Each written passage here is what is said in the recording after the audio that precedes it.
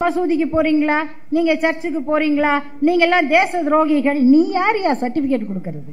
அது எதுக்கு பிறப்புக்கும் எல்லா உயிர்க்கும்னு ஒரு திருக்குறள் எழுத வேண்டி வந்ததுன்னா, அதுக்கு முன்னால இந்த நாட்டுல பிறப்புனால எல்லாரும் சமம் இல்லன்னு ஒரு கருத்து இருந்துச்சு. இப்பயும் இருக்கு, இன்னைக்கு இருக்கு. எங்க ஸ்ரீவில்லிபுத்தூர் ஆண்டாள் கோயில்ல பக்தி பாட்ட என்ன மாதிரி இன்னொருத்தர் பாட முடியாது என்று சொல்லக்கூடிய தகுதி வாய்ந்தவர் இளையராஜா. இசை மேதை, இசை ஞானி என்று அவருக்கு முத்தமிழறிஞர் கலைஞர் அவர்கள் பட்டம் கொடுத்தார். இந்தியாவில இருந்து இங்கிலாந்து இசையினுடைய நுணுக்கத்தை கையில் ஏந்தி சிம்பனி அமைத்த ஒரே இந்திய இசை கலைஞர் இளையராஜா அவர்கள் தான். வேற யாருக்கும் அந்த அறிவு திறமை கிடையாது. அவர் எங்க பிறந்தார்? அக்ரஹாரத்துல பிறக்கல. அதனால் இன்னைக்கு கோயிலுக்கு போனா நீங்க இங்க வரக்கூடாதுங்க, அங்க நில்லுங்க.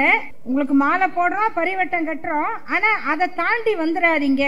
ஏன், என்ன வித்தியாசம்? கலைஞர் அவர்கள் சொன்னார், ஒரு சாதாரண உழைக்கிற பூக்காரர் சொல்லுகிறாரா, நான் கட்டுகிற பூமாலை கோயிலுக்குள்ள போனது, ஆனா நான் போக முடியல. ஏன்? அங்க நூல் இருக்கு, எனக்கு நூல் இல்ல. அந்த ஒரு நூல் தானே வித்தியாசம்.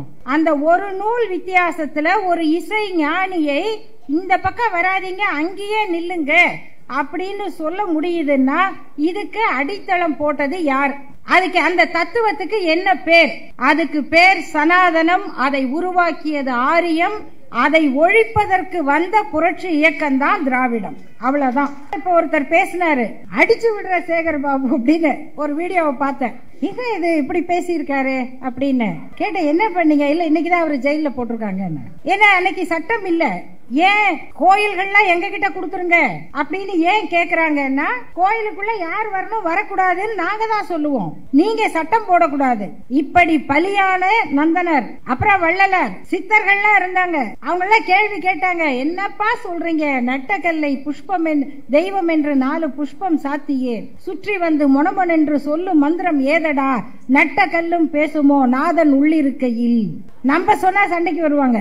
சித்தர் சொன்னாரு, ஒண்ணும் பண்ண முடியல. இவங்க எல்லாம் எதிர்த்து எதிர்த்து எதிர்த்து கேள்வி கேட்டுக்கிட்டே இருந்தாங்க பாருங்க.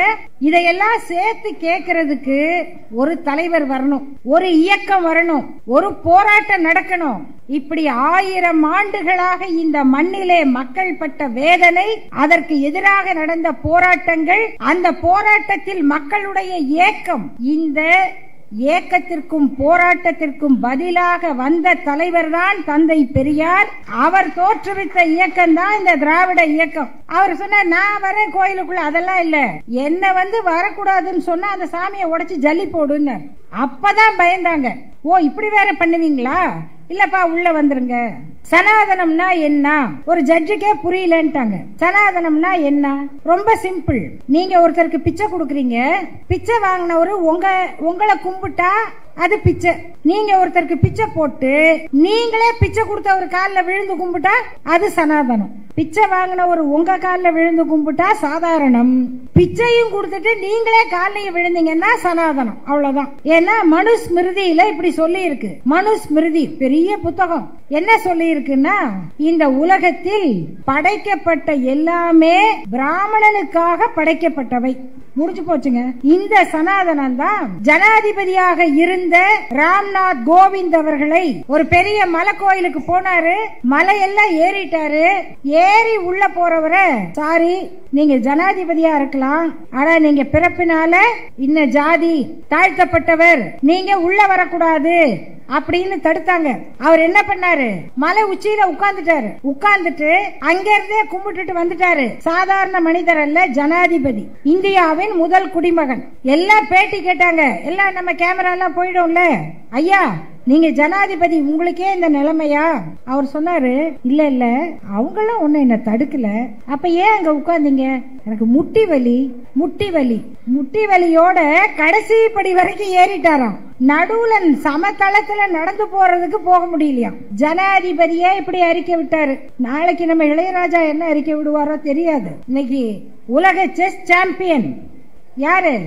குகேஷ்னு ஒரு பையன், 18 வயசுல உலக சாம்பியன். நம்ம ஊர்ல இன்னைக்கு என்ன நடக்குதுன்னா, உருப்படியா எதையும் செய்ய முடியாதவங்க செஞ்சது மேல எதையாவது குறை சொல்லுவாங்க. இப்ப அந்த குகேஷுக்கு அவரு தமிழ்நாட்டு பையன். அவர் தாய்மொழி என்னவா இருந்தா என்ன, அவர் நம்ம பையன் தானே. அவரு தமிழ் பையன் கிடையாதான். இதுக்கு பிளட் டெஸ்ட் குரூப் இருக்கு தமிழ்நாட்டுல. அவங்க பிளட் டெஸ்ட் சர்டிபிகேட் வச்சுதான் ஒத்துக்குவாங்க. அவர் தாய்மொழி தெலுங்கு இருக்கட்டும், அவன் தெலுங்கு பையன். அவனை எப்படி நீ தமிழ் பையன் சொல்லுவ? அவன் தமிழ்நாட்டு பையன் தான்ப்பா. ஆந்திராவில் இருக்கவங்க சொல்றாங்களா மணவாடு மணப்பிள்ளைன்னு சொன்னாங்களாம். நம்ம கமலா ஹாரிஸ் அமெரிக்காவில் ஜெயிக்கிறாங்கன்னா நம்மளவா சொல்ல, நம்மாத்து பொண்ணுங்க சொல்றது இல்ல. லண்டன்ல ஒருத்தர் எம்பி ஆகுறாரு, யாழ்ப்பாணத்து பொண்ணு நம்ம தமிழ் பொண்ணுப்பா லண்டன்ல எம்பி ஆயிருக்கு சொல்ல மாட்டோம். லண்டன்ல ஒருத்தர் பிரதமராகவே ஆனாரு, அப்புறம் எங்க போனாருன்னு தெரியல. அவர் நம்ம ஊருக்காரங்க, இங்க இருந்து சொல்றமா இல்லையா? அப்படி குஜராத்ல ஒரு தமிழ் பையன் நின்னு ஏதோ ஒன்ன சாதிச்சா சொல்லுவோம். நம்மை பொறுத்தவரை தமிழ்நாட்டில் பிறந்த தமிழ்நாட்டு குடும்பத்து குழந்தைகள் எல்லோரும் நம்முடைய பெருமைக்குரியவர்கள். இன்னைக்கு அந்த பையனுக்கு 18 வயசுல உலக சாதனை. அவருக்கு 5 கோடி ரூபாய் தமிழ்நாட்டினுடைய முதல்வர் பரிசளிக்கிறார். அதுக்கு காரணம் நம்முடைய துணை முதல்வர் உதயநிதி அவர்களுடைய உற்சாகம். அது கேக்குறாங்க, அதுக்கு எதுக்குங்க 5 கோடி? ஏன்பா இதுவரைக்கும் உலக சாதனை 22 வயசு. 22 வயசு. அந்த 22 வயசுக்கும் உரிய சாதனையை முறியடிச்சு 18 வயசுல நம்ம ஊரு பையன் உலக சாதனை புரிகிறார்னு சொன்னா அவருக்கு பாராட்டு கொடுக்கணுமா இல்லையா? நம்ம வட சென்னையில இருந்து ஒரு பொண்ணு காசிமான்னு பேரு, அவங்க அப்பா கொடுக்கிற பேட்டியை நீங்க பார்க்கணும். கேரம் போர்டுல இன்னைக்கு உலக சாம்பியன், வட சென்னையில் பிறந்த காசிமா பர்வீன் சுல்தானாவோட ஸ்டூடெண்டா. பாருங்க, நல்ல வேளை நீ எல்லாம் யார்கிட்ட படிச்சேன்னு கேட்க மாட்டாங்க, சாதிச்சிருச்சுல்ல. அந்த பொண்ணுக்கு முன்னால வட சென்னையில இருந்து ஒரு பொண்ணு கேரம் போர்டுல பரிசு வாங்கினாங்க, சாம்பியன். யாரு? இளவழகின்னு பேரு. இன்னைக்கு காசிமா அவங்க அப்பா சொல்றாரு, எங்க வீட்டுல பாத்ரூம் வசதி கூட இல்ல. அவர் ஒரு ஆட்டோ ஓட்டுநர், பாத்ரூம் போனோம்னா எதிர் வீட்டுக்கு போய் பயன்படுத்தணும்.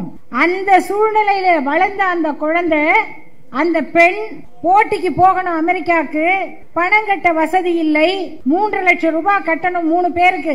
அந்த தொகையை கொடுத்து தமிழ்நாடு அரசு அவர்களை அமெரிக்காவுக்கு அனுப்பி உதவி செய்து இன்னைக்கு அந்த பிள்ளைங்க சாம்பியனாகி வர்றாங்க. இதெல்லாம் சாதாரணம் இல்லை.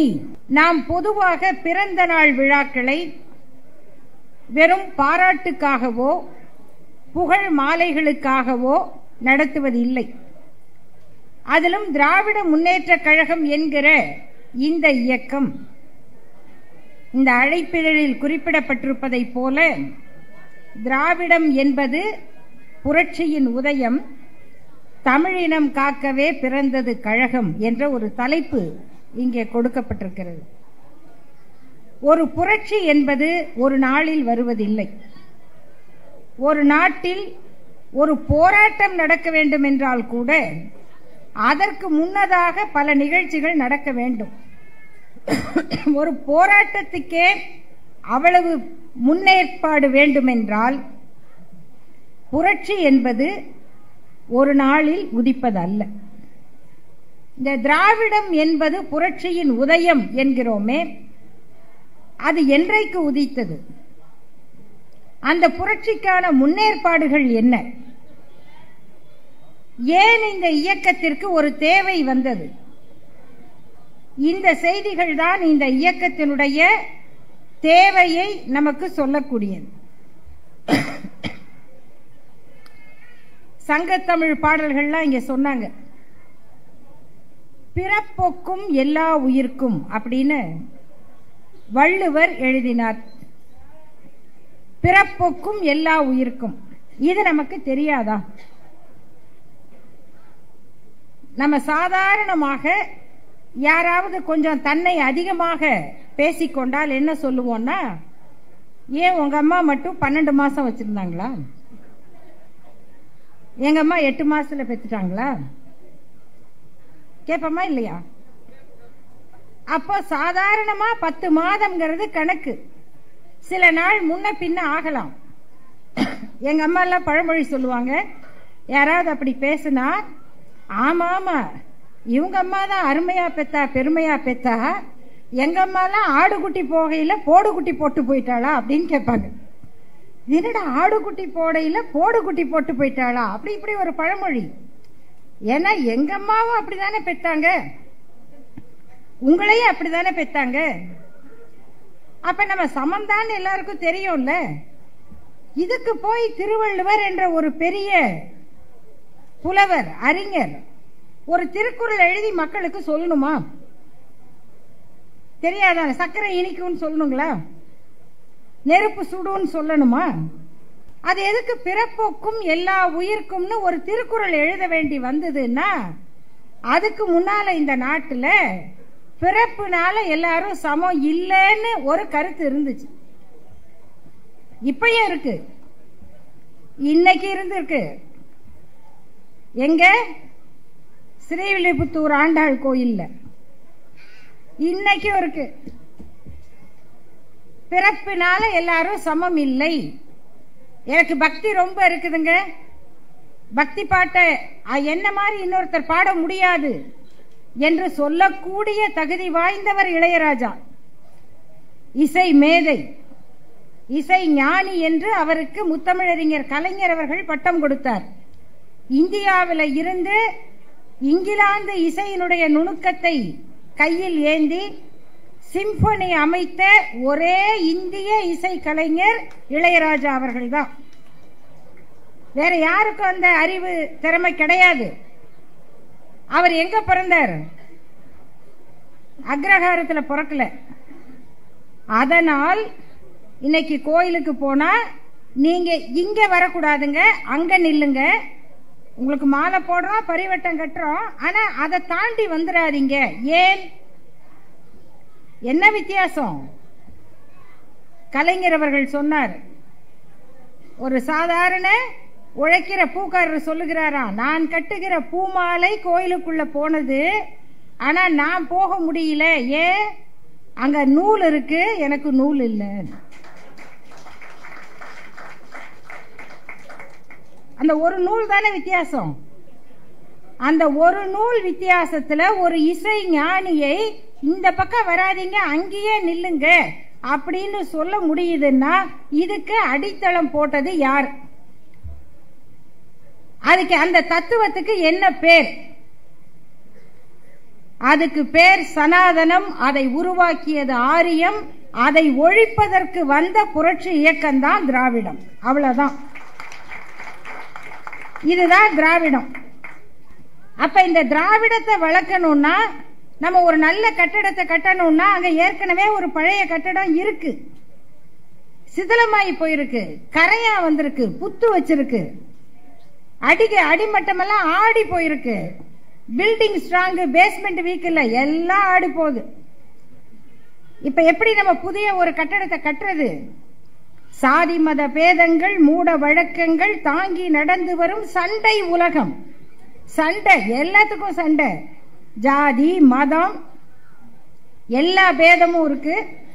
இந்த உலகத்தை என்ன பண்றது அப்படின்னா, ஜாதி மத பேதங்கள் மூட வழக்கங்கள் தாங்கி நடந்து வரும் சண்டை உலகிதனை ஊதையில் துரும்பு போல் அலைக்கழிப்போம். ஒரு புயல்ல மாட்டிக்கிட்ட துரும்பு எப்படி ஆடுமோ, அந்த துரும்பு மாதிரி இந்த உலகத்தை அலக்கழிச்சு அதை ஒழிச்சிட்டு புதியதோர் உலகம் செய்வோம். பேதமிலா பெரு உலகிற்கு சுயமரியாதை உலகென்று பெயரிடுவோம் என்று புரட்சி கவிஞர் பாரதிதாசன் பாடினார். அப்படி இந்த பேதம் மிக்க உலகத்தை அழித்து சமத்துவமான சமுதாயத்தை படைக்க வந்த தத்துவத்துக்கு பேர் தான் திராவிடம். இது திருவள்ளுவர் காலத்துக்கு முன்னால இருந்தது. அப்பயும் நிறைய சாமியார்கள்லாம் இருந்தாங்க. அவர் யாரு? என்ன சாமியாரு? பெரிய தாடி வச்சிருக்காரு. இன்னொருத்தர் பார்த்தா சுத்தமா மொட்டை அடிச்சிருக்காரு. போறவங்க எல்லாம் விழுந்து கும்பிடுறாங்க. ஏமா அவரை விழுந்து கும்பிடுறீங்க? அவர் சாமியாருங்க. எப்படி கண்டுபிடிச்சிங்க? மொட்டை அடிச்சிருக்காருங்க. இவருக்கான ஏமா விழுந்து கும்பிடுறீங்க? அவர் தாடி வளர்த்திருக்காருங்க, அதனால சாமியாருங்க. வள்ளுவர் சொன்னாரு, எப்பா நீ தாடியும் வைக்காத, மொட்டையே அடிக்காத, ஒழுக்கமா வாழு போதும்னார். ஒழுக்கமா வாழு. இதையெல்லாம் சொன்ன திருக்குறளை படிக்காதீங்கன்னு இந்த நாட்டில் பேசியிருக்காங்க. படிக்காதீங்க. எதை படிக்க கூடாது? திருக்குறள் படிக்க கூடாது. வேதம் பெருசு, திருக்குறள் அப்படி அல்ல. இதெல்லாம் பிரச்சாரம் நடந்திருக்கு. நம்முடைய அமைச்சர் அவர்கள் பேராசிரியர் சங்கீதா அவர்களை அறிமுகப்படுத்தும் போது சொன்னார், 30 நாளும் திருப்பாவை சொல்லக்கூடியவங்க, அது மாதிரி அவர் சபரிமலைக்கு போறவர், அவங்க குரான் படிக்கிறவங்க, நான் இது எதுக்கும் ஒத்து வராத ஆளு, எல்லாரும் இந்த மேடையில் இருக்கும் பாருங்க, அதுதான் திராவிட மாடல். எல்லாரும் வாழ்றது. அது என்ன, நீங்க மசூதிக்கு போறீங்களா, நீங்க சர்ச்சுக்கு போறீங்களா, நீங்க எல்லாம் தேச துரோகிகள். நீ யாரையா சர்டிபிகேட் கொடுக்கறது? நீ யாரு? மசூதியும் இந்த ஊர்ல தான் இருக்கு, சர்ச்சும் இந்த ஊர்ல தான் இருக்கு. ஒருத்தருக்கு எங்க பிடிக்குதோ அங்க போவாங்க. கோயிலும் இங்க தான் இருக்கு. கோயிலுக்கு பிடிச்சவங்க கோயிலுக்கு போவாங்க, அங்க போறவங்க இங்க போவாங்க. வெள்ளக்காரங்கெல்லாம் வந்து கிருஷ்ண ஜெயந்தி கொண்டாடுறாங்க ஜெர்மனியில, இங்க எடுத்து போடுறாங்க. வெள்ளக்காரன் ஹரே ராமா ஹரே கிருஷ்ணா நல்லா இருக்கு, பக்கத்து வீட்டுக்காரன் அல்லேலுயானா உனக்கு வலிக்குதா? அது அவர் உரிமை, இது இவர் உரிமை, அவ்வளவுதானே. அது மாதிரி இது எதுவுமே தேவையில்லைங்க. ஒழுக்கமா இருங்க போதும், 4 பேருக்கு உதவி செய்யுங்க போதும், இதெல்லாம் வேணாங்க அப்படின்னு சொல்றதுக்கு எனக்கும் உரிமை இருக்கு இல்லையா? இதை எல்லாத்தையும் ஒத்துக்கிறது தான் திராவிட மாடல். இத சொன்னதுதான் திருக்குறள். ஏன் திருவள்ளுவர் சிலை, திருவள்ளுவருக்கு கோயில், கன்னியாகுமரியில வச்ச திருவள்ளுவர் சிலைக்கு 25வது ஆண்டு. எப்படிப்பட்ட உயரம்! ஏன் வச்சார் யோசிச்சு பாருங்க. தொல்காப்பியருக்கு வச்சிருக்கலாம், வேற புலவருக்கு வச்சிருக்கலாம். ஏன் திருவள்ளுவர்? பிறப்பொக்கும் எல்லா உயிர்க்கும்னு சொல்லிக்கிட்டே இருக்கணும். அதுக்குதான் திருவள்ளுவர், அதுக்கு திருக்குறள். திருப்பாவை சொன்னாங்கல்ல, எனக்கு கொஞ்சம் தெரியும். இன்னைக்கு 2வது நாள், ஆமா 30ம் தெரியும். போட்டிக்கெல்லாம் போனா நான் தான் பரிசு வாங்குவேன். ஏன்னா அது பாட்டு தானே, ஆண்டாள் ரொம்ப அழகா பாடி இருப்பாங்க. அதெல்லாம் நம்ம அதெல்லாம் பயப்படுறது இல்லை, எதை வேணா படிக்கலாம். இன்னைக்கு வந்து 2வது பாட்டு பாடுவாங்க. வையத்து வாழ்வீர்கள் நாமும் நம் பாவைக்கு செய்யும் கிரிசைகள் கேளீரோ, பார்க்கடலுள் பையத்துயின்ற பரமன் அடிபாடி நெய்யுண்ணோம் பாலுண்ணோம் நாட்காலே நீராடி மையிட்டெழுதோம் மலரிட்டு நாம் முடியோம் செய்யாதன செய்யோம் தீக்குறளை சென்றோதோம் ஐயமும் பிச்சையும் ஆந்தனையும் கைகாட்டி உய்யுமாறெண்ணி உவந்தேலோர் எம்பாவாய். இதான் 2வது நாள் பாட்டு. இதுல என்ன சொன்னாங்க? தீக்குறளை சென்றோதோம்னு ஒரு வார்த்தை இருக்குங்க. தீக்குறள்னா தப்பான பாட்டு, இதெல்லாம் படிக்க மாட்டோம். இதுக்கு இந்த நாட்டில் ஒரு மகா பெரியவா இருந்தார். நம்ம எல்லாம் சாதாரண பெரியவா, அவர் வந்து மகா பெரியவா. அதுவும் இங்கிலீஷ்ல எழுதுறவங்களுக்கெல்லாம் பெரியவா இல்ல, பெரியவா. அந்த மகா பெரியவா அவர் என்ன சொன்னார்னா, அதுல என்ன சொல்லி இருக்குன்னா, திருக்குறளை படிக்காதன்னு சொல்லி இருக்குன்னு. ஆண்டாள் பாட்டுக்கே இப்படி விளக்கம் சொன்னவங்க எல்லாம் உண்டு. எப்படியாவது திருக்குறளை படிக்காதீங்க. அந்த திருக்குறளுக்கு மாநாடு போட்டு திருவள்ளுவர் சிலையை விவேகானந்தர் சிலையை விட உயரமா வச்சதுதான் திராவிட முன்னேற்ற கழகத்தினுடைய சாதனை. அப்ப இதான் நம்ம இயக்கம். யாரெல்லாம் வந்திருக்காங்க? நந்தனார் வந்தார். என்னப்ப நல்லவா, என் தாயும் அல்லவா, என்னைய நல்லவா, பொன்னம்பலத்தவா அப்படின்னு கேட்டார். என்ன அவருக்கு என்ன ஆசை? ஒரே ஒரு நாள் உள்ள போய் சிதம்பரத்தில் ஆடுகிற அந்த தில்லை அம்பலத்தாரை பக்கத்துல இருந்து பார்க்கணும். என்னங்க ஒரு பக்தருக்கு இந்த உரிமை இல்லையா? அவருக்கு ஒரு சாமியை பார்க்க உரிமை இல்லையா? இல்ல. மாடு தின்னும் புலையா உனக்கு மார்கழி திருநாளான்னு பாட்டு பண்ணாங்க. அவர் பார்த்தாரு, சிதம்பரத்துக்கே போயிட்டாரு. ஏன்னா அவர் கனவுல சிவன் வந்தாரு. வந்து எப்பா கிளம்பு கிளம்பு வான்னு சொல்லிட்டாராம். சிவன் வர சொல்லிட்டாருங்கன்னு அவருக்கு போயிட்டாருங்க. அங்க யார் இருக்காங்க? தீட்சிதர்கள் இருக்காங்க. தீட்சிதர்கள் ரொம்ப பெரியவங்க. அவங்கெல்லாம் இங்க உலகத்துக்கு நம்ம மாதிரி பிறந்தெல்லாம் வரலீங்க, 10 மாசம் எல்லாம் பிறக்கல. சிவனோடையே வந்தாங்களாம் சுற்றுலா. அவர் இவங்களை விட்டுட்டு பஸ்ஸை விட்டுட்டு போயிட்டாராம். இவங்க வந்து பஸ் இல்லாம அங்க போக தெரியாம இங்கேயே தங்கிட்டாங்களாம்.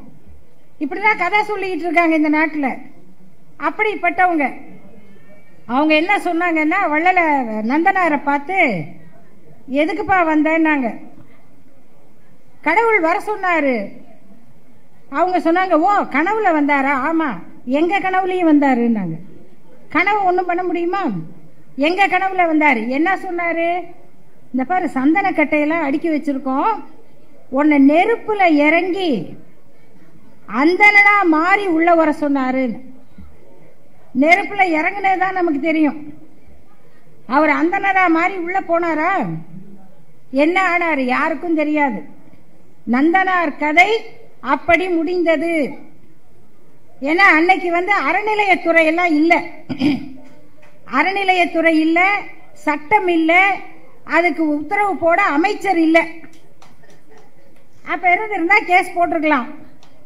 அதனாலதான் இப்ப ஒருத்தர் பேசினாரு, அடிச்சு விடுற சேகர் பாபு அப்படின்னு ஒரு வீடியோவை பார்த்தேன். இது இப்படி பேசியிருக்காரு அப்படின்னு கேட்டேன். என்ன பண்ணீங்க? இல்ல இன்னைக்குதான் அவர் ஜெயில போட்டிருக்காங்க. ஏன்னா அன்னைக்கு சட்டம் இல்ல. ஏன் கோயில்கள்லாம் எங்க கிட்ட கொடுத்துருங்க அப்படின்னு ஏன் கேக்குறாங்கன்னா, கோயிலுக்குள்ள யார் வரணும் வரக்கூடாதுன்னு நாங்க தான் சொல்லுவோம், நீங்க சட்டம் போடக்கூடாது. இப்படி பலியான நந்தனர், அப்புறம் வள்ளலார், சித்தர்கள்லாம் இருந்தாங்க. அவங்களாம் கேள்வி கேட்டாங்க, என்னப்பா சொல்றீங்க? நட்டக்கல்லை புஷ்பம் தெய்வம் என்று 4 புஷ்பம் சாத்தியே, சுற்றி வந்து மொனமொன் என்று சொல்லும் மந்திரம் ஏதடா, நட்ட கல்லும் பேசுமோ நாதன் உள்ளிருக்கையில். நம்ம சொன்னா சண்டைக்கு வருவாங்க. சித்தர் சொன்னாரு, ஒன்னும் பண்ண முடியல. இவங்கெல்லாம் எதிர்த்து எதிர்த்து எதிர்த்து கேள்வி கேட்டுக்கிட்டே இருந்தாங்க பாருங்க. இதையெல்லாம் சேர்த்து கேட்கறதுக்கு ஒரு தலைவர் வரணும், ஒரு இயக்கம் வரணும், ஒரு போராட்டம் நடக்கணும். இப்படி 1000 ஆண்டுகளாக இந்த மண்ணிலே மக்கள் பட்ட வேதனை, அதற்கு எதிராக நடந்த போராட்டங்கள், அந்த போராட்டத்தில் மக்களுடைய ஏக்கம், இந்த ஏக்கத்திற்கும் போராட்டத்திற்கும் பதிலாக வந்த தலைவர் தான் தந்தை பெரியார். அவர் தோற்றுவித்த இயக்கம் தான் இந்த திராவிட இயக்கம். அவர் சொன்னார், நான் வரேன் கோயிலுக்குள்ள, அதெல்லாம் இல்ல, என்ன வரக்கூடாதுன்னு சொன்னா அந்த சாமியை உடைச்சு ஜல்லி போடுன்னு. அப்பதான் பயந்தாங்க. ஓ இப்படி வேற பண்ணுவீங்களா? இல்லப்பா உள்ள வந்துருங்க. உள்ள போகணும்னாலே அந்த பெரியாரின் கைத்தடி வேணும். இப்படி தொடங்கியது. இன்னைக்கு இங்க இருந்து 1925 இருந்து ஒரு நூற்றாண்டுக்கு வந்திருக்கோம். அந்த இயக்கத்தினுடைய அரசியல் கட்சியாக, அந்த கொள்கையை கொண்ட அரசியல் கட்சியாக ஆட்சியை அமைத்தார் பேரறிஞர் அண்ணா. அண்ணா இல்லைன்னு சொன்னா இந்த தமிழ்நாட்டினுடைய வரலாறு இப்படி இருந்திருக்காது. அதனாலதான் இவங்க எல்லாரும் சொல்லுவாங்க, நீங்க எளிமை பேசுவாங்க, பார்த்திருக்கீங்களா? வாட்ஸ்அப்ல வருது, காமராஜர் எளிமையாக இருப்பார், கக்கன் எளிமையாக இருப்பார். அவங்க சட்டை எல்லாம் கூட அயன் பண்ண சட்டை போட்டிருந்திருக்காங்க, பார்த்திருக்கீங்களா? காமராஜருடைய சட்டை எப்போதும் கசங்கிய சட்டை அல்ல, அது நல்ல முடன்னு கதர் சட்டை, அயன் பண்ண சட்டை. ஒரு அழுக்கு வேட்டியோடு, மாறி மாறி பொத்தான் போட்ட சட்டையோடு, வெற்றிலை காவி சிந்திய கரையோடு, சீவாத தலையோடு அந்த மேடையில நின்று உலக அரசியலை பேசியவர் பேரறிஞர் அண்ணா. உலக அரசியலை யாரு அவரை பார்த்தா இவர் இப்படி பேசுவார்னு தெரியுமா? மதிப்பாங்களா? நாடாளுமன்றத்திற்கு போகும்போது யார் இவர், யாரோ ஒரு குள்ளமா மனுஷன் ஒருத்தர் வந்திருக்காரு என்றுதான் நேரு பார்த்தார். அப்படிதான் வட இந்திய தலைவர்கள் பார்த்தார்கள். அவர் எழுந்து நின்றார். I belong to Dravidian stock என்று ஆரம்பித்தார். அந்த குரல், அந்த ஆங்கிலம், அந்த ஆளுமை எழுந்து போக இருந்த ஜவஹர்லால் நேருவை உட்கார வைத்தது நாடாளுமன்றத்தில். ஆனா அவருடைய எளிமையை பத்தி யாரும் பேச மாட்டாங்க. 5 முறை எம்எல்ஏவாக, 2 முறை அமைச்சராக இருந்து மறைந்த உடுமலைப்பேட்டை சாதிக் பாஷா அவர்கள் இந்த திராவிட முன்னேற்ற கழகத்தில் பொருளாளராக இருந்தவர். கடைசி வரைக்கும் சென்னையில் சொந்த வீடு கிடையாது, கார் கிடையாது. சொந்த ஊர்ல வசதியாக இருந்தவர். 5 தடவை எம்எல்ஏ. அவங்கள பத்தி எல்லாம் யாரும் எளிமைன்னு பேசுவதில்லை. ஆனாலும் பேரறிஞர் அண்ணா என்ற தலைவர் இந்த திராவிட முன்னேற்ற கழகம் என்ற இயக்கத்தை எப்படி உருவாக்கினார், அது எப்படிப்பட்ட போர் படை, இந்திய எதிர்ப்பு போராட்டம் நடந்தது. இன்னும் கொஞ்ச நாள் நடந்திருக்கலாம். எத்தனை பேர் எரிஞ்சு போனாங்க, எத்தனை பேர் தற்கொலை செய்து கொள்ளுகிறார்கள். பேரறிஞர் அண்ணா அந்த போராட்டத்தை நிறுத்தினார். ஐயோ அண்ணா, ஏன் போராட்டத்தை நிறுத்துகிறீர்கள்? எல்லாரும் கேட்டாங்க. இதுக்கு மேல தாங்காது. ஏன்? எங்க பிள்ளைங்களை சாவு கொடுக்கவா?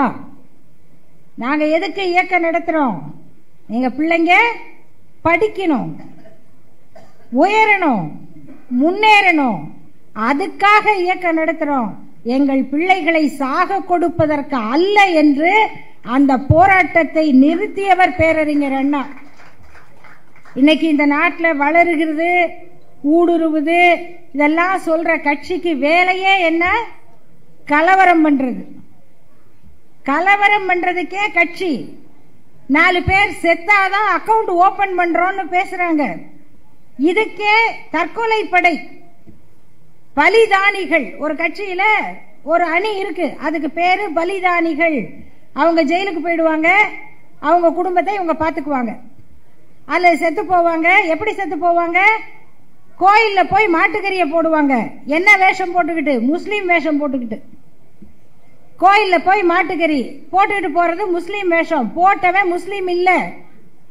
இந்தியாவில் நடந்த பல வழக்குகளில் கைது செய்யப்பட்டவர்கள் கலவரம் பண்றதுக்காகவே இப்படி போனவங்க. இன்னும் தமிழ்நாட்டில் பாத்தீங்கன்னா சொந்த வீட்டுக்கே பெட்ரோல் குண்டு, சொந்த பைக்கையே நெருப்பு வச்சு தீவிரவாதிங்க என்ன தாக்குறாங்க அப்படின்னு வந்த வழக்கில் அத்தனை பேரும் 2 கட்சி தான். ஒன்னு பிஜேபி, இன்னொன்னு இந்து முன்னணி. இவங்க மக்கள் மட்டும்தான் சொந்த தன் பைக்கையே எரிக்கிறது, தன் வீட்டுக்கே பெட்ரோல் குண்டு போட்டு தன்னை தலைவராக்கிக்கிறது. இப்படி ஒரு தத்துவம் இந்தியாவில் வளருது. எங்கள் போராட்டம் வெல்லுவதை விட எங்கள் பிள்ளைகளை பலி கொடுக்க கூடாது என்கிற தத்துவம் திராவிட இயக்க தத்துவமா வளருது.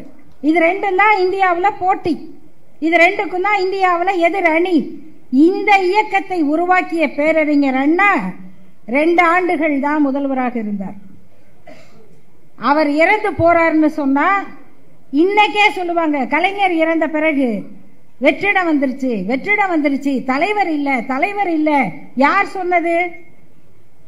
தலைவர் இருக்க கூடாதுன்னு நினைக்கிறவங்க சொன்னது. ஆனா என்ன நடந்தது? அத்தனை தேர்தல்களிலும் கலைஞர் மறைவுக்கு பிறகு சந்தித்த அத்தனை தேர்தலிலும் வெற்றி பெறக்கூடிய ஒரு தலைவரை திராவிட முன்னேற்ற கழகம் பெற்றது. இன்னைக்கும் இன்று வரை எந்த தேர்தலிலும் தோல்வி இல்லைங்கிற தலைமை இருக்கும் போது வெற்றிடம் வெற்றிடம் பாங்க. அண்ணா இறந்தப்ப என்ன சொல்லி இருப்பாங்க? அந்த நேரத்தில் இந்த தமிழ்நாட்டை வழிநடத்த வந்த கலைஞர் அவர்கள் அவர் எடுத்த பணியை 50 ஆண்டு காலம் இந்த தமிழ்நாட்டு அரசியலை அவர்தான் நடத்தினார், அவர்தான் நிலைநிறுத்தினார். இன்னைக்கு தமிழ்நாட்டில் வளர்ந்திருக்கிற பள்ளிகள், கல்லூரிகள் அத்தனையும் அவர் உருவாக்கியது. நம்ம ஊர்ல தந்தி வந்தாலே அழுத பாட்டிங்கெல்லாம் இருந்தாங்க. தந்தி வந்துட்டாலே போஸ்ட்மேன் வந்து வாசல்ல நின்னா என்னப்பானா இப்ப தந்தியே கிடையாது. மோடி ஒழிச்ச பழசுல தந்தியும் ஒண்ணு. தந்தி வந்தா ஐயோன்னு அழுவ ஆரம்பிச்சிருவாங்க. ஏன்னா தந்தி வந்தாலே யாரோ செத்து போயிட்டாங்கன்னு தான் செய்தி வரும். பாஸ்போர்ட் வாங்கி வெளிநாட்டுக்கு போறது நம்ம கேள்விப்பட்டிருப்போமா? அந்த பாஸ்போர்ட் ஆபீஸ பார்த்தாலே நம்மளுக்கு பயமா இருக்கும், நினைக்கவே முடியாது. ஆனா இன்னைக்கு உங்க தெருவில் யாராவது அப்பா அம்மா அமெரிக்கா போறாங்க, நமக்கு தெரிஞ்சவங்க பிள்ளைங்க லண்டன்ல இருக்காங்க, கனடாவில் இருக்காங்க. யாரால் வந்தது? முத்தமிழறிஞர் கலைஞரால வந்தது. அப்ப இதுதான் இந்த இயக்கத்தின் வரலாறு. தந்தை பெரியார் செய்தார், பேரறிஞர் அண்ணா சாதித்தார், முத்தமிழறிஞர் கலைஞர் நிறுவினார். அதை இத்தனை ஆண்டுகளாக எடுத்து தொடர்ந்து நடத்துகிற ஆற்றல் மிக்க தளபதி முதல்வராக இருக்கிறார். இதான ஒரு இயக்கத்தோட பரிணாமம். இப்போ முக்கியமான கேள்விக்கு வந்துட்டோம். எதிரிகளுக்கு ரொம்ப ஆசை என்னன்னா, அவ்வளவுதாங்க, இதுக்கப்புறம் கிடையாது. இது ஒவ்வொரு தலைவருக்கும் சொல்லுவாங்க. இப்பயும் அப்படிதான் நினைச்சாங்க. அப்படி நினைத்தவர்களுக்கு ஒரு அதிர்ச்சி வைத்தியம் கொடுத்தவர் யார் என்றால் அவர்தான் நம்முடைய துணை முதல்வர் உதயநிதி ஸ்டாலின் அவர்கள். அவங்க எதிர்பார்க்கல. நாம ஏன் உதயநிதி ஸ்டாலின் அவர்களை பாராட்டுகிறோம், எதுக்காக அவரை வாழ்த்துறோம் அப்படின்னா, 3 செய்தி அவரை பத்தி குறிப்பாக சொல்ல வேண்டியது. ஒன்னு, நான் வரலாறுலாம் சொன்னேன் இல்லையா, இந்த தத்துவத்தை அடுத்த தலைமுறைக்கு எடுத்துட்டு போகணும். ரசிகர் மன்றமாக ஒரு கட்சியை நடத்த கூடாது. திராவிட முன்னேற்ற கழகத்தை அப்படி நடத்த முடியாது. அப்படி ஏற்கனவே ரசிகர் மன்றமாக இருந்தவர்கள் தான் அண்ணா திராவிட முன்னேற்ற கழகம் என்ற அமைப்பை கண்டவர்கள். ஆக திராவிட முன்னேற்ற கழகம் என்பது கொள்கை அறிந்தவர்களுடைய இயக்கம். இது வெறும் ரசிகர் மன்றம் அல்ல. ஆம கதையெல்லாம் அடிச்சு விட முடியாது. அதெல்லாம் அந்த பொய்யெல்லாம் ரொம்ப சுலபமா புரிஞ்சுக்குவாங்க மக்கள். அப்ப இந்த இயக்கத்தின் அடுத்த தலைமுறை இளைஞர்களுக்கு என்ன வேணும் அப்படின்னா, எல்லாருக்கும் ஈடுபாடு இருக்கு, ஆசை இருக்கு, கொள்கை பயிற்சி இருக்கா? வர்றவங்கெல்லாம் என்னை புகழ்கிறார்களா, இல்ல உனக்கு கொள்கை தெரியுதா என்ற கேள்வியை கேட்டவர் உதயநிதி அவர்கள். அது என்ன இல்லைங்க, நாங்க படிக்கல, அப்படியே வந்துட்டோம். யார வேணா இப்ப கேட்டு பாருங்க. நம்ம தானே ஆட்சியில் இருக்கோம், நம்ம என்னத்துக்கு போய் படிச்சுக்கிட்டு கட்சி வரலாறு? ஏன்னா நம்ம இருக்கோம், இப்போ நல்ல நிலைமையில இருக்கோம். அதனால வரலாறு படிக்கல.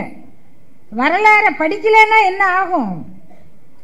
வரலாறு படிக்கலன்னா என்ன ஆகும்? எதிரி எப்படி புரிஞ்சுக்கிறது? அப்போ வரலாறு படிக்க தன்னுடைய இளைஞர் படை வரலாற்றை படிக்கணும் என்பதற்காக முரசொலி நாளேட்டுல ஒவ்வொரு நாளும் பாசறை பக்கம்ங்கிற ஒரு பக்கத்தை ஒதுக்கி அதுல பழைய வரலாறுகள் மொத்தமும் எழுத வைத்தவர் நம்முடைய துணை முதல்வர் உதயநிதி அவர்கள். இளைஞரணி தோழர்கள், மாணவரணி தோழர்கள் பயிற்சி வகுப்பு நான் கலந்துக்கணும், அவர்களுக்காக பாசறை பயிற்சி நடந்தது. ஆனா அந்த பாசறை பயிற்சிக்காக, இந்த பாடத்திட்டத்துக்காக ஒரு ஆண்டு நானே கட்டுரை எழுதினேன் முரசொலியில. பெண்களை பத்தி, நமக்கு முன்னால போராடிய பெண்கள், அவங்கெல்லாம் எப்படி இருந்தாங்க, எப்படி போராடினாங்க, அவங்க கதையெல்லாம் எடுத்து பார்த்தா அவ்வளவு செய்தி, அவ்வளவு போராட்டம். அதை ஒரு ஆண்டு ஒவ்வொரு புதன்கிழமையும் கட்டுரையாக எழுதினேன். அது இன்னைக்கு 2 புத்தகமாக வந்திருக்கு. இன்னைக்கு உலகத்துல யார் அந்த புத்தகத்தை வாங்கி படிச்சாலும் இந்த திராவிட இயக்க பெண்கள் வரலாறு மாதிரி உலகத்துல எந்த இயக்கமும் இல்லைன்னு சொல்ல முடியும். அப்படிப்பட்ட வரலாற்றை உருவாக்குவதோடு மீட்டுருவாக்கம் செய்து அடுத்த தலைமுறையில் தன்னோடு வருகிற இளைஞர்கள் கொள்கை பயிற்சி எடுக்கணும். இதுதான் அவர் செய்த முதல் வேலை.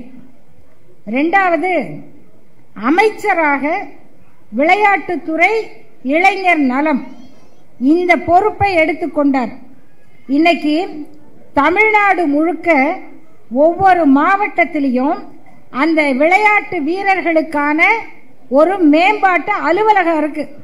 நீங்க நம்ம குழந்தைங்க படுற கஷ்டம் இருக்கு பாருங்க, ஸ்போர்ட்ஸுக்கு போய் அவங்களுக்கு ஒரு நல்ல இடம் இல்லை, பயிற்சிக்கு வருவாங்க. கடலூர் மாவட்டத்திலிருந்து அந்த பிள்ளைங்க பேசுனதெல்லாம் வீடியோவா இருக்கு. கடலூர் மாவட்டத்தில் எங்கெங்கயோ இருந்து வர்றாங்க, கபடி போட்டிக்கு வராங்க, சிலம்பத்துக்கு வராங்க, வாலிபால் பயிற்சிக்கு வராங்க, டவுனுக்கு வந்துட்டாங்க. திருவள்ளூர்ல அங்க இங்க இருந்து சென்னைக்கு வராங்க. எங்க தங்குறது? அப்பா அம்மாவோட வரலாம், ஹாஸ்டல் இல்ல, ஹோட்டல்ல தங்கினா செலவு, நல்ல சாப்பாடு கிடைக்காது. இன்னைக்கு அத்தனை விளையாட்டு வீரர்களுக்கும் ஒவ்வொரு மாவட்டத்திலும் தனியாக பயிற்சி மையம், பெண் குழந்தைங்க வந்தா தைரியமா தங்கி பயிற்சி எடுக்கலாம். அதனுடைய சாதனை என்னன்னா, இன்னைக்கு சமீபத்தில் மலேசியாவில் ஆசிய விளையாட்டு போட்டி நடக்குது. அதுல தமிழ்நாட்டில் இருந்து மட்டும் 24 பேர் பதக்கங்கள் வாங்கியிருக்காங்க. தமிழ்நாட்டில் இருந்து மட்டும் எவ்வளவு பேர்! இன்னைக்கு ஒவ்வொருத்தருக்கும் அவங்க செய்யற உதவி. இன்னைக்கு உலக செஸ் சாம்பியன் யாரு? குகேஷ்னு ஒரு பையன், 18 வயசுல உலக சாம்பியன். நம்ம ஊர்ல இன்னைக்கு என்ன நடக்குதுன்னா, உருப்படியா எதையும் செய்ய முடியாதவங்க செஞ்சது மேல எதையாவது குறை சொல்லுவாங்க. இப்ப அந்த குகேஷுக்கு, அவரு தமிழ்நாட்டு பையன், அவர் தாய்மொழி என்னவா இருந்தா என்ன, அவர் நம்ம பையன் தானே. அவரு தமிழ் பையன் கிடையாதான். இதுக்கு பிளட் டெஸ்ட் குரூப் இருக்கு தமிழ்நாட்டில். அவங்க பிளட் டெஸ்ட் சர்டிபிகேட் வச்சுதான் ஒத்துக்குவாங்க. அவர் தாய்மொழி தெலுங்கு இருக்கட்டும், அவன் தெலுங்கு பையன், அவனை எப்படி நீ தமிழ் பையன் சொல்லுவேன்? அவன் தமிழ்நாட்டு பையன் தான்ப்பா. ஆந்திராவில் இருக்கவங்க சொல்றாங்களா, மணவாடு மணப்பிள்ளைன்னு சொன்னாங்களாம். நம்ம கமலா ஹாரிஸ் அமெரிக்காவில் ஜெயிக்கிறாங்கன்னா நம்மளவா சொல்ல, நம்மாத்து பொண்ணுங்க சொல்றதில்ல. லண்டன்ல ஒருத்தர் எம்பி ஆகிறாரு, யாழ்ப்பாணத்து பொண்ணு, நம்ம தமிழ் பொண்ணுப்பா லண்டன்ல எம்பி ஆயிருக்கு சொல்ல மாட்டோம். லண்டன்ல ஒருத்தர் பிரதமராகவே ஆனாரு, அப்புறம் எங்க போனாருன்னு தெரியல. அவர் நம்ம ஊருக்காரங்க, இங்க இருந்து சொல்றமா இல்லையா? அப்படி குஜராத்ல ஒரு தமிழ் பையன் நின்று ஏதோ ஒன்ன சாதிச்சா சொல்லுவோம். நம்மை பொறுத்தவரை தமிழ்நாட்டில் பிறந்த தமிழ்நாட்டு குடும்பத்து குழந்தைகள் எல்லோரும் நம்முடைய பெருமைக்குரியவர்கள். இன்னைக்கு அந்த பையனுக்கு 18 வயசுல உலக சாதனை. அவருக்கு 5 கோடி ரூபாய் தமிழ்நாட்டினுடைய முதல்வர் பரிசளிக்கிறார். அதுக்கு காரணம் நம்முடைய துணை முதல்வர் உதயநிதி அவர்களுடைய உற்சாகம். அது கேக்குறாங்க, அதுக்கு எதுக்குங்க 5 கோடி? ஏன்பா, இதுவரைக்கும் உலக சாதனை 22 வயசு. 22 வயசு. அந்த 22 வயசுக்கும் உரிய சாதனையை முறியடிச்சு 18 வயசுல நம்ம ஊர் பையன் உலக சாதனை புரிகிறார்னு சொன்னா அவருக்கு பாராட்டு கொடுக்கணுமா இல்லையா? நம்ம வட சென்னையில இருந்து ஒரு பொண்ணு, காசிமான்னு பேரு, அவங்க அப்பா கொடுக்கிற பேட்டியை நீங்க பார்க்கணும். கேரம் போர்டுல இன்னைக்கு உலக சாம்பியன், வட சென்னையில் பிறந்த காசிமா. பர்வீன் சுல்தானாவோட ஸ்டூடெண்டா பாருங்க. நல்ல வேளை, நீ எல்லாம் யார்கிட்ட படிச்சேன்னு அதை கேட்க மாட்டாங்க. சாதிச்சிருச்சுல்ல. அந்த பொண்ணுக்கு முன்னால வட சென்னையில இருந்து ஒரு பொண்ணு கேரம் போர்டுல பரிசு வாங்கினாங்க, சாம்பியன். யாரு? இளவழகின்னு பேரு.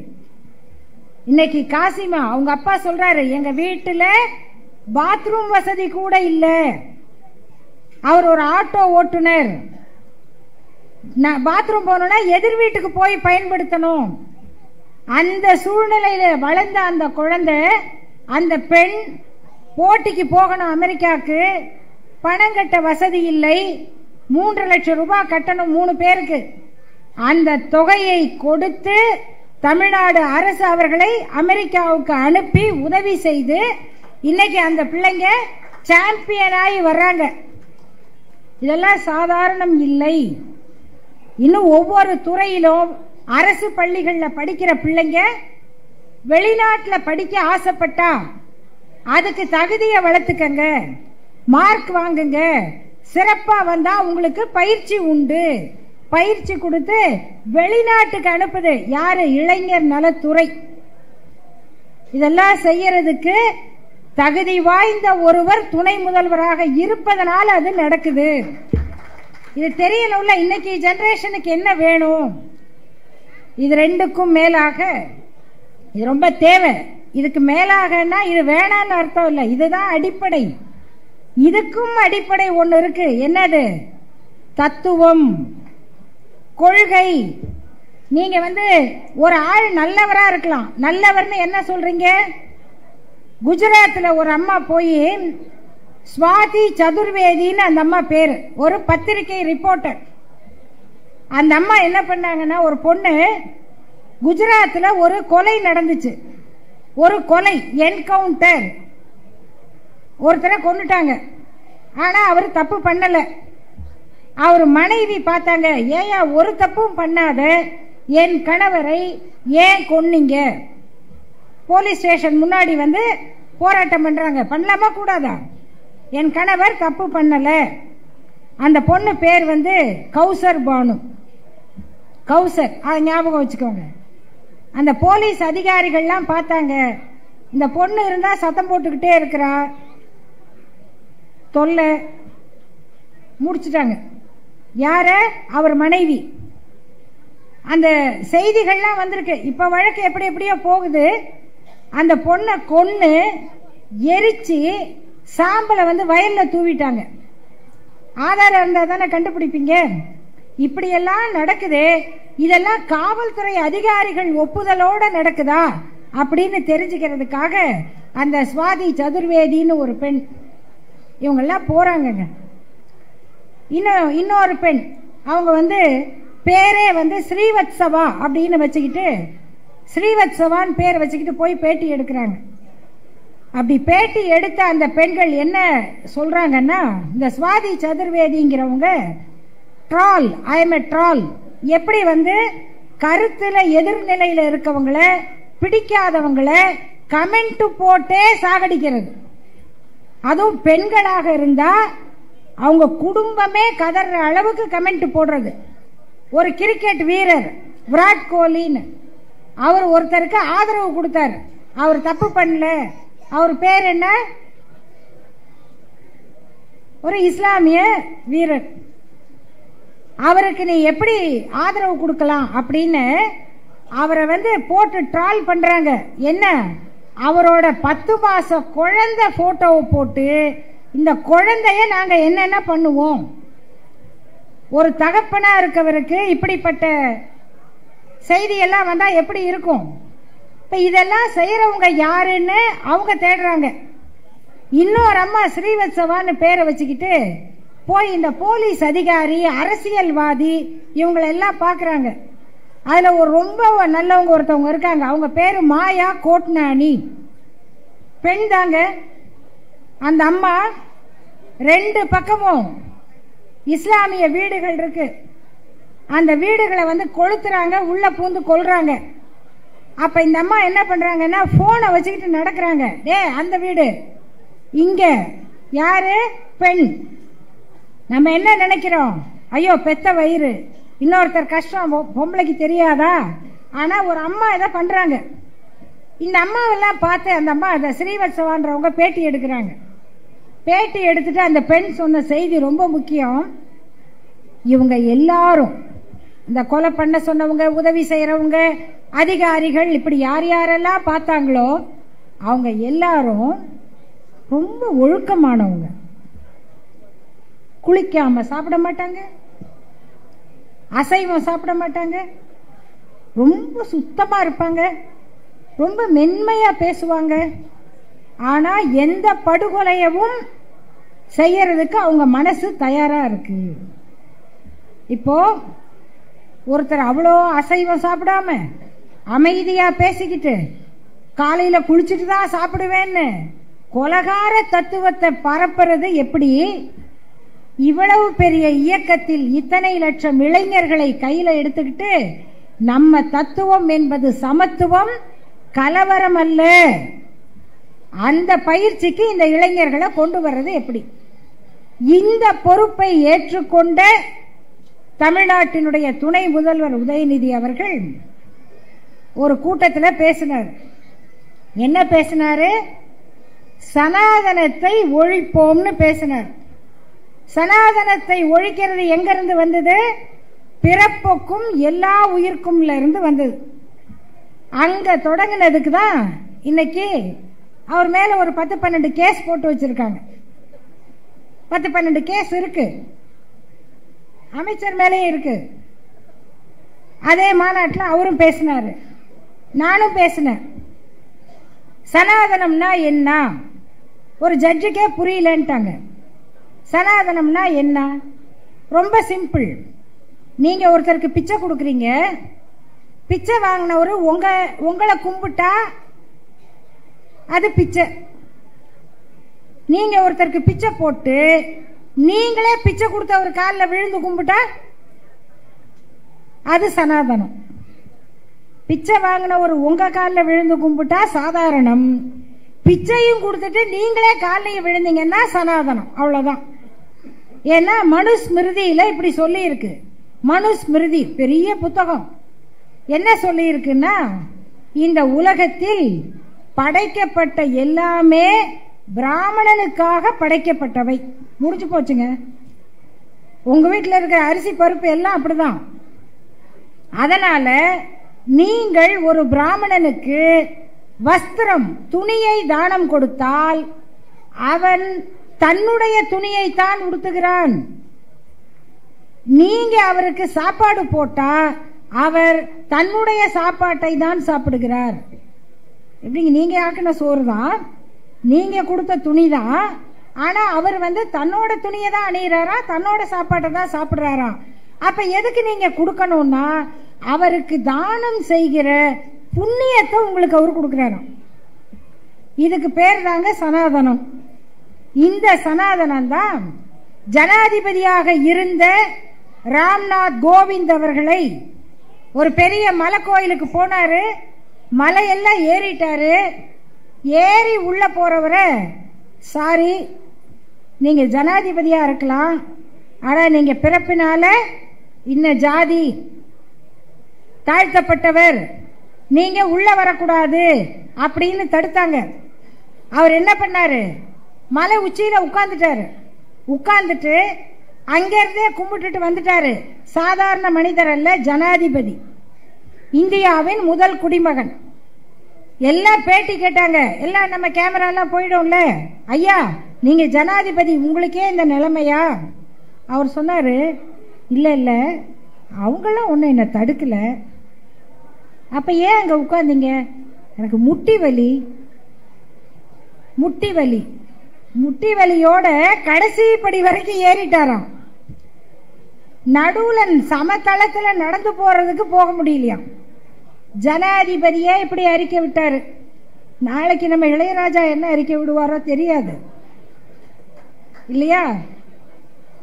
அவர் குடியரசுத் தலைவர், இவர் இளையராஜா. இப்படிதான் அறிக்கை விடுவாங்க. நம்ம இன்னைக்கு பெண் ஜனாதிபதி, அவங்க பழங்குடி விதவை. அதனால நாடாளுமன்ற கட்டடத்தை திறக்கிறது கூட அவங்கள கூப்பிடல. ராமர் கோயிலை திறக்கிறதுக்கு அவங்கள கூப்பிடல. ஏன்? விதவையை வச்சுக்கிட்டு பண்ணக்கூடாது. இதுக்கெல்லாம் பேர் தான் சனாதனம்னா. அந்த சனாதனத்தை ஒழிப்பேன்னு சொல்ற தைரியமுள்ள அரசியல் தலைவராக உதயநிதி அவர்கள் மட்டும்தான் அன்னைக்கு பேசினார். அந்த மாநாட்டில் பேசினார். பேசினதோட எல்லாரும் கேட்டாங்க, உங்க மேல எல்லாரும் கோவப்படுறாங்க, ஒரு மன்னிப்பு கேட்குறீங்களான்னு. அவர் சொன்னார், நான் என்ன சவர்கர் பரம்பரையிலையா வந்திருக்கேன் மன்னிப்பு கேட்கறதுக்கு? நாங்கள் பெரியார் அண்ணா பரம்பரையில் வந்திருக்கோம், மன்னிப்பெல்லாம் கேட்க மாட்டேன், வந்ததை பார்த்துக்குவேன். அதுதான் உதயநிதி என்கிற அந்த இளம் தலைவருடைய தனித்தன்மை. ஆகவே நண்பர்களே, முக்கியமான 3 செய்தி. 1, இந்த இயக்கத்தினுடைய வரலாறு, இந்த இயக்கத்தின் தலைவர்கள், இன்னைக்கு அடுத்த தலைமுறையை வழிநடத்த வேண்டிய ஒரு பொறுப்பு. இந்த இடத்தில் இருக்கக்கூடிய தமிழ்நாட்டின் துணை முதல்வர் உதயநிதி அவர்கள் இயக்க ரீதியாக, கட்சி ரீதியாக தன்னோடு பயணிக்கிற இளைஞர்களை கொள்கை வழிப்படுத்தியவர், படுத்துகிறவர். 2வது, தான் ஏற்றுக்கொண்ட துறை மூலமாக மிகப்பெரிய வாய்ப்புகளை அடையக்கூடிய, வெற்றி அடையக்கூடிய, ஆனால் அதற்கு வழி தெரியாத 1000 ஏழை குழந்தைகளை விளையாட்டு துறையிலே முன்னேற செய்கிறவர். மூன்றாவது, தத்துவ ரீதியாக இந்த நாட்டை அழிக்க துடிக்கிற ஆரிய சனாதனத்திடம் இருந்து எதிர்த்து போரிடுகிற இந்த தமிழ்நாட்டை காப்பாற்ற வேண்டிய திராவிட சமத்துவத்தை முன்னெடுக்கிற தலைவர். ஆகையினால் அவருடைய பிறந்த நாள் வாழ்த்து என்பதல்ல, இப்படிப்பட்ட ஒருவர் இந்த இயக்கத்திற்கு தேவை, இந்த நாட்டுக்கு தேவை, நம்முடைய எதிர்காலத்துக்கு தேவை என்று சொல்லி அவருக்கு அனைவருடைய வாழ்த்துக்களையும் பாராட்டுக்களையும் சொல்லி விடைபெறுகிறேன். நன்றி, வணக்கம்.